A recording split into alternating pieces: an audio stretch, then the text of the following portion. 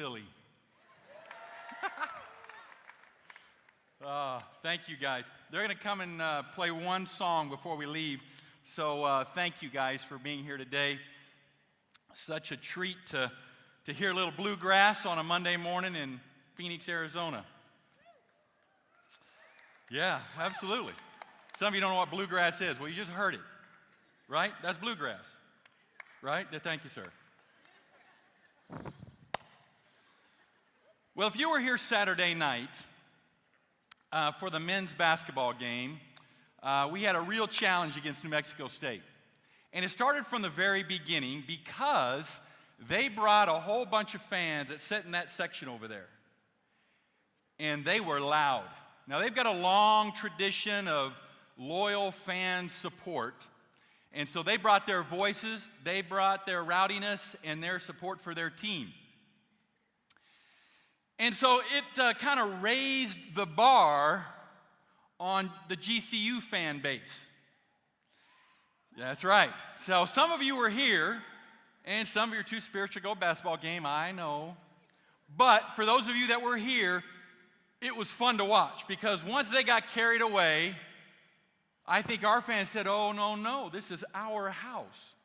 And so there was incredible support that came from those that were at this game for our team. So we started off with a bang, man. We played really great for the first few minutes, and then they're a really good team. It got real challenging, and so we ended up not winning that game. But even in the last few minutes when we were really out of the game and really didn't have a chance to win, they got carried away, and so did our fans. It was awesome.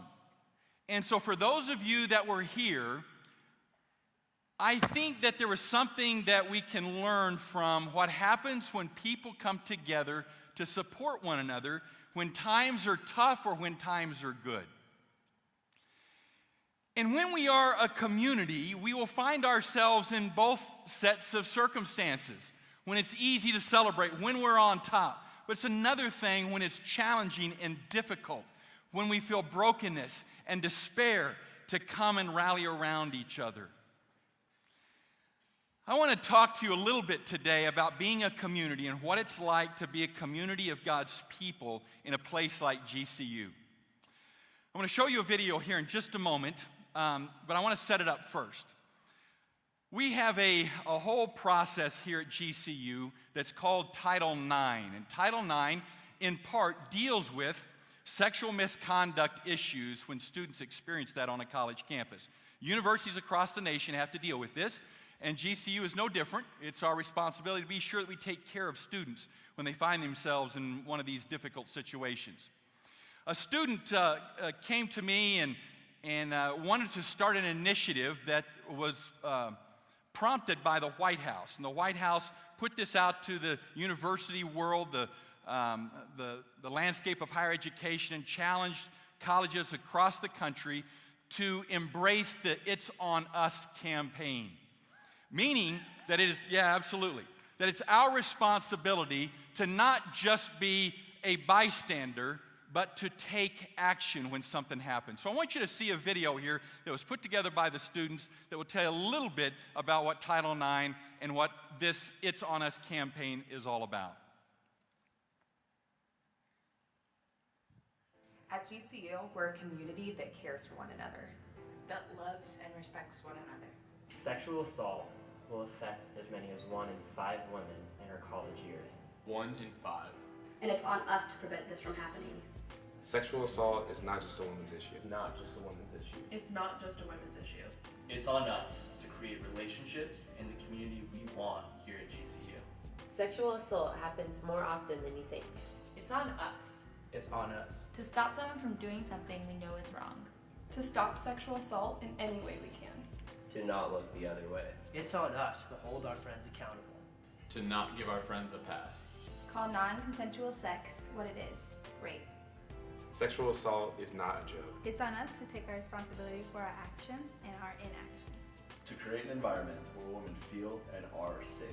It's on us to make Grand Canyon University safe.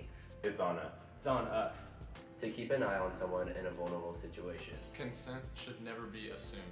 If she doesn't or can't consent to sex, It's sexual assault. It's sexual assault. Don't make that a part of our culture. This is our family. Be someone who people respect. Be someone who people can respect. It's on us. To act when we think someone is in trouble. If you see something, say something. Take reports of sexual assault seriously. Help a victim report a sexual assault if he or she wants to. It's on us to look out for someone who has had a lot to drink. To get somebody home safely if he or she needs help. Never blame the victim. Never blame the victim. Call it like it is. If it's wrong, then say something. It's on us to realize we have a role to play in stopping sexual assault. Don't be a bystander. When you see a situation that can end in sexual assault, do something about it. Distract, divert. Disrupt. Say something.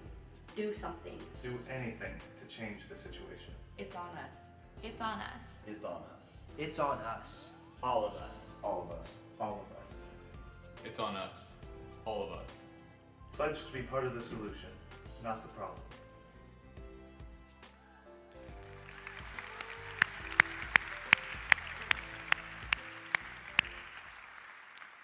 Well, you can tell from the content of that video that this is an important subject. And I just want to say thank you to those students who are initiating this campaign. This week it launches today. You're going to see posters everywhere and information tables and people to talk to and engage and discuss this subject and give you and to provide you an opportunity to participate. And so this morning's chapel service is going to be a call to action on your part. And I hope that we will sense how important this is to the heart of God. I want to refer to a passage of Scripture here in just a moment, but before we go any further, I want to be sure that you don't think this is going to be an awkward service where I'm going to talk about some strange subjects or subjects that your mom and dad talked to you about somewhere along the way. That's not what this is about. This is more about what Jesus called you to do when he said, "Come and follow me." There's a little bit more to that statement than sometimes we stop and focus on. And I want us to think about what it means to follow Jesus. What it means is rooted in what you see in that video, which is taking a level of responsibility to be engaged, to take care of your brother, to be your brother's keeper, if you would. And sometimes we kind of defer that to somebody else, and there are certain things that we do in our life that kind of detaches us from other people, and we'll get to that in just a moment. But I want you to think about being a responsible community member, how you express support. Now, one venue can be a basketball game where there's a certain level of pride and support for your fellow students or your teams where we can express that. But sometimes we find ourselves in pretty dramatic circumstances, and it calls upon us to do something very significant in a moment. And are we ready? Are we paying attention? Are we willing to do the hard things sometimes? And Jesus got to that point in a passage of Scripture that you're familiar with, and I want to turn your attention to Matthew chapter 4, verses 18 through 22. You're going to find them up on the screen. I want to read them for us today. It says this: "While walking by the Sea of Galilee, he saw two brothers, Simon, who is called Peter, and Andrew, his brother, casting a net into the sea, for they were fishermen. And he said to them, 'Follow me, and I will make you fishers of men.' Immediately they left their nets and followed him. And going on from there, he saw two other brothers, James, the son of Zebedee, and John, his brother, in the boat with Zebedee, their father, mending their nets, and he called them. Immediately they left the boat and their father and followed him." Here's what's interesting to me about that verse of Scripture in the middle of that, in verse 9 or 19 in particular, and it's this: when Jesus said, "Come and follow me, and I will make you fishers of men." Now think about this. These were fishermen who knew what it meant to fish. And so they heard this invitation through the ears of a fisherman. And there were certain things they understood about that responsibility of gathering people. And that was what they thought of when Jesus invited them to follow him. They understood it would be hard work. Being a fisherman in that day was a very difficult job. You typically worked on your nets throughout the day, and you fished at night. You would jump off a boat sometimes to get in the middle of the net to make sure things were going well with the way the net was set up out in the water. Or you're standing on the seashore in the middle of the night when the fish were feeding, throwing that off the seashore or off the side of the boat, casting their nets to gather those fish in. Those fishermen knew that what Jesus was inviting them to would involve hard work. It would take some skill. And I want to drill down here in just a moment on one of the skills that will help us to be good fishermen and be good followers of Jesus. It'll be frustrating. For any of you that have ever fished before, and I love to fish, I'm terrible at it, but I absolutely love it. I fished in lakes, I fished in rivers, I fished in the ocean, I fished in all kinds of places, and it's fun to do. And part of it is you sit there all day looking at what the other person's using on their line, whether it's a lure or whether it's bait, whether you're in the right spot or not. And so you go over where somebody's fishing and you throw your line in, they're pulling fish out, and you're just sitting there. And you're fishing and they're catching. This whole role of fishing can be a frustrating game. It can also be exciting. If you've ever been a patient fisherman, you got your pole in the ground or in that little thing that holds it, that holder, and you're sitting over there on the tree, kind of watch it, and the end of the pole goes, doo-doo-doo-doo. There's a fish on the line. You run over there and you grab it, and you're waiting for him to bite again. It's like, come on, come on, come on, come on. And you look at the real fisherman, do I go now? Do I go now? And then all of a sudden, that pole bends over, you go, wham, you set the hook, you know. I don't know, maybe it's just me. I think that's fun. It can be exciting. It's also important.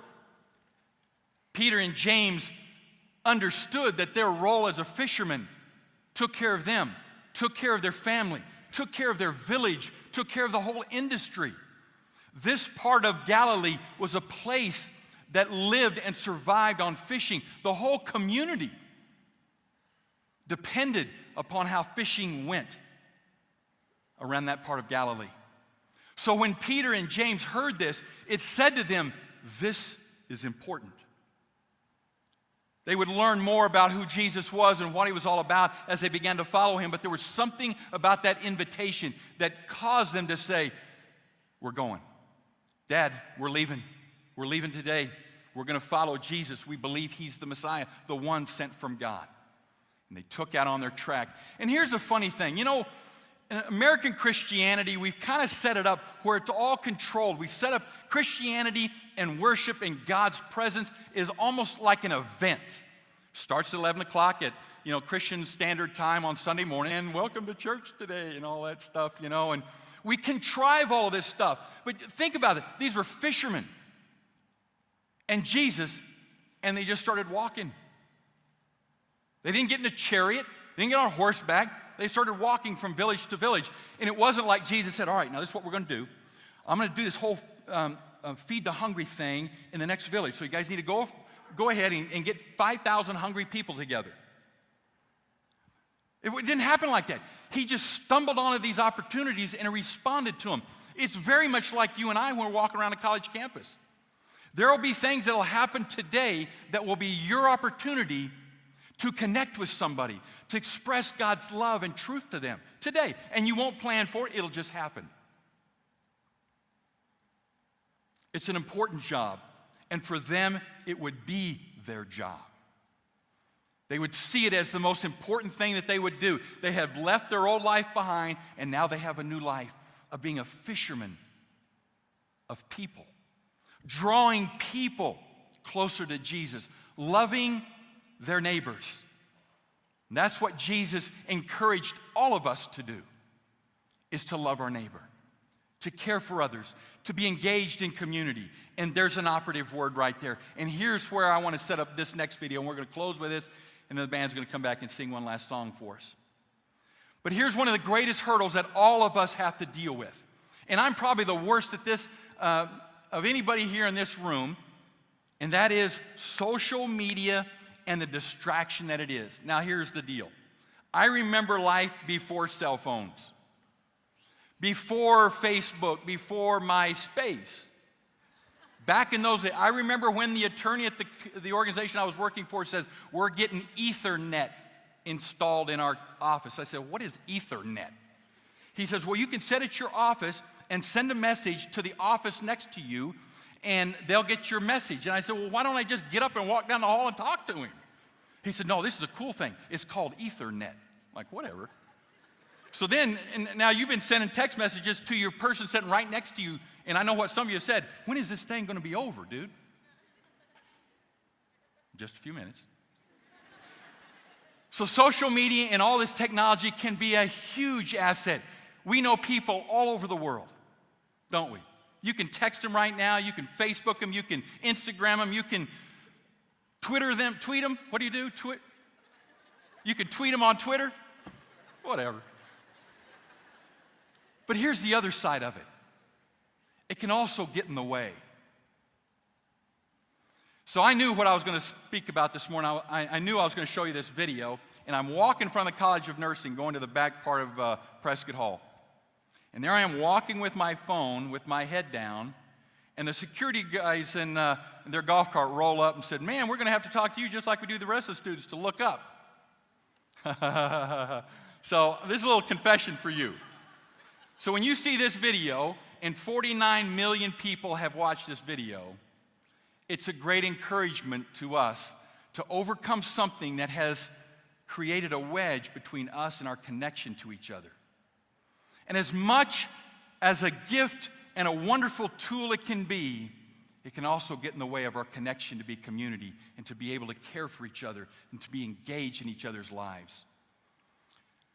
So I want to encourage you to watch this video, take it to heart, and then we'll close with the band singing their last number. I have 422 friends, yet I'm lonely. I speak to all of them every day, yet none of them really know me. The problem I have sits in the spaces between looking into their eyes or at a name on a screen. I took a step back and opened my eyes. I looked around and realised that this media we call social is anything but when we open our computers and it's our doors we shut.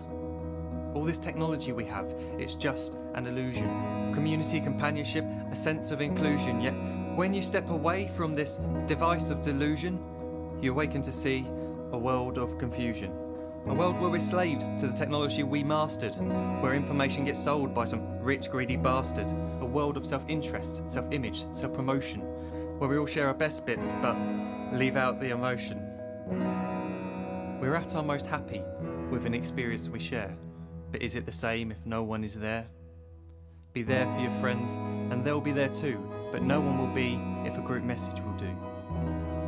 We edit and exaggerate, crave adulation. We pretend not to notice the social isolation. We put our words into order until our lives are glistening. We don't even know if anyone is listening. Being alone isn't a problem. Let me just emphasise, if you read a book, paint a picture, or do some exercise, you're being productive and present, not reserved and recluse. You're being awake and attentive and putting your time to good use. So when you're in public and you start to feel alone, put your hands behind your head, step away from the phone. You don't need to stare at your menu or at your contact list. Just talk to one another. Learn to coexist. I can't stand to hear the silence of a busy commuter train where no one wants to talk through the fear of looking insane. We're becoming unsocial. It no longer satisfies to engage with one another and look into someone's eyes. We're surrounded by children who, since they were born, have watched us living like robots and think it's the norm. It's not very likely you'll make world's greatest dad if you can't entertain a child without using an iPad. When I was a child, I'd never be home. Be out with my friends on our bikes we would roam. I'd wear holes in my trainers and graze up my knees. We'd build our own clubhouse high up in the trees. Now the park's so quiet it gives me a chill. See no children outside and the swings hanging still. There's no skipping, no hopscotch, no church and no steeple. We're a generation of idiots, smartphones and dumb people. So look up from your phone, shut down the display. Take in your surroundings, make the most of today. Just one real connection is all it can take to show you the difference that being there can make. Be there in the moment that she gives you the look that you remember forever as when love overtook. The time she first holds your hand or first kiss your lips. The time you first disagree but still love her to bits. The time you don't have to tell hundreds of what you've just done because you want to share this moment with just this one. The time you'll sell your computer so you can buy a ring for the girl of your dreams who is now the real thing. The time you want to start a family and the moment when you first hold your little girl and get to fall in love again. The time she keeps you up at night and all you want is rest, and the time you wipe away the tears as your baby flees the nest. The time your baby girl returns with a boy for you to hold, and the time he calls you granddad and makes you feel real old. The time you take in all you've made just by giving life attention, and how you're glad you didn't waste it by looking down at some invention. The time you hold your wife's hand, sit down beside her bed, you tell her that you love her, lay a kiss upon her head. She then whispers to you quietly, as her heart gives a final beat, that she's lucky she got stopped by that lost boy in the street.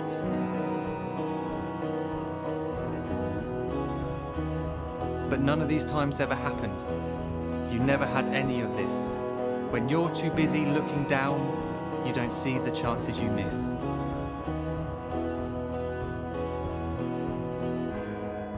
So look up from your phone, shut down those displays. We have a finite existence, a set number of days. Don't waste your life getting caught in the net, as when the end comes, nothing's worse than regret.